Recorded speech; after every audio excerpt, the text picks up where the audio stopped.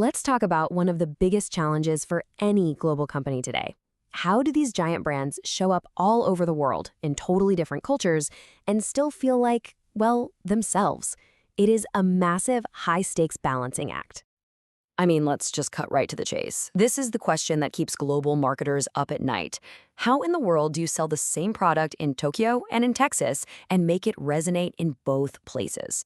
It sounds almost impossible, but it's the puzzle they have to solve every single day. And we're not just talking about swapping out languages or changing the price. No, this is a deep cultural puzzle. It's this constant tug of war. On one side, you've got to have that global consistency, that feeling of, I know this brand, no matter where you are.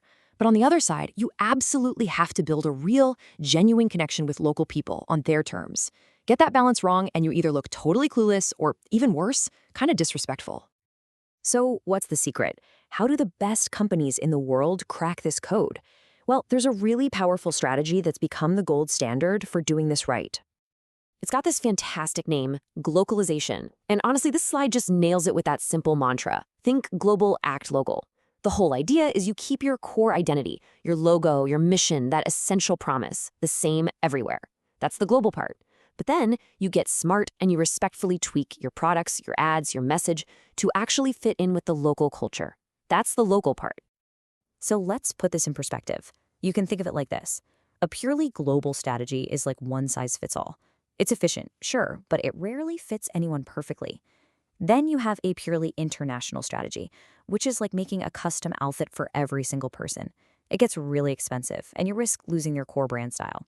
Localization is that sweet spot right in the middle. It's the tailored suit that keeps its signature cut but is adjusted for a perfect fit. And that's exactly why it's the winning playbook for most successful companies today. And if you want to see globalization in action, look no further than McDonald's. It is the absolute textbook example. You know it's McDonald's the second you see those golden arches. That's their global foundation. It's unshakable. But the menu? That's where they go local. You can walk into a McDonald's in South Korea and get a McKimchi burger. In India, you'll find the McSpicy paneer. It's still 100% McDonald's, but they've brilliantly adapted to what people in those countries actually love to eat.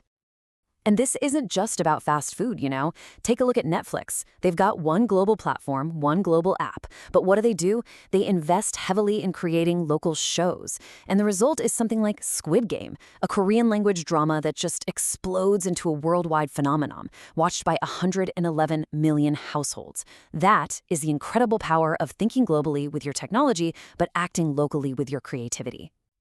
Okay, so we've got the what, it's globalization, but what about the how? I mean, how do marketers actually do this? Well, they have a powerful framework, kind of like a GPS, that helps them navigate the entire world and find their customers. It's called STP. STP is short for segmentation, targeting, and positioning. It's this classic three-step process. First up, segmentation. The idea here is you don't try to talk to the entire planet at once. That's impossible. You break that massive market down into smaller, much more manageable groups. Then comes targeting. This is where you make a choice. You look at all those little groups and you decide which ones are the absolute best fit for your brand. And finally, there's positioning. This is the magic part. This is where you decide exactly what you want your brand to mean in the minds and hearts of that specific target group. So let's dig a little deeper into that first step, segmentation. How do you slice up that big global pie? Well, you've got 4 main tools. You can go geographic. That's pretty straightforward, right? Country, city, even climate. You can use demographics, objective facts like age, gender, income. Then there's behavioral segmentation. This is about what people do, like their buying habits or how loyal they are to brands. But the really powerful one is psychographics. This gets into lifestyle, values, and attitudes. Are your customers adventurous or are they eco-conscious? The best strategies, by the way, almost always mix and match these to create a super detailed picture of their ideal customer.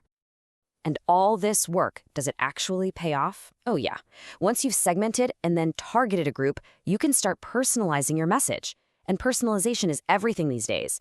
Just look at this number. Nearly 60% of customers say that personalization directly influences their buying decisions. And it just makes sense, right? When a brand feels like it's talking directly to you, you're way more likely to listen.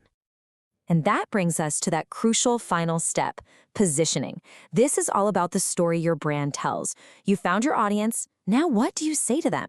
You really have 2 main paths you can take. You can go with a functional position, which is all about what your product does.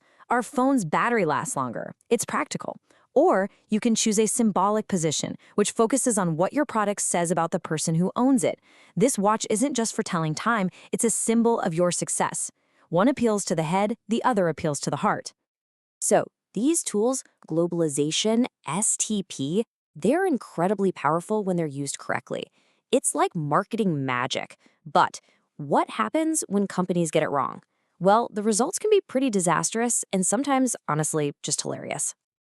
This right here is one of the most legendary blunders in advertising history. When KFC first expanded into the Chinese market, they took their iconic slogan, "Finger lickin' good," and tried to translate it. The problem? The translation that came out in Mandarin basically meant, "Eat your fingers off." Yeah, not exactly the delicious, inviting vibe they were hoping for. Now here's the thing. KFC obviously fixed this mistake and went on to become incredibly successful in China. But what a lesson, right? It just goes to show you that getting the translation right and doing real, deep cultural research, these aren't just nice-to-haves. They are absolutely non-negotiable if you want to have any chance of succeeding on a global stage. So when you boil it all down, what's the big idea here? It's this. The old debate about whether to standardize everything or adapt everything is just the wrong question. It's not a choice between the two. Real, lasting success comes from finding that perfect strategic balance. It's about knowing what parts of your brand should never, ever change, and knowing exactly when and how to adapt to make that genuine local connection. So I'll leave you with this question to think about.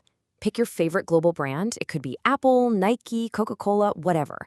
Now ask yourself, what is the one core thing about them that they should never, ever change, no matter where in the world they go? Because that thing, that untouchable quality, that's the real heart of their global identity.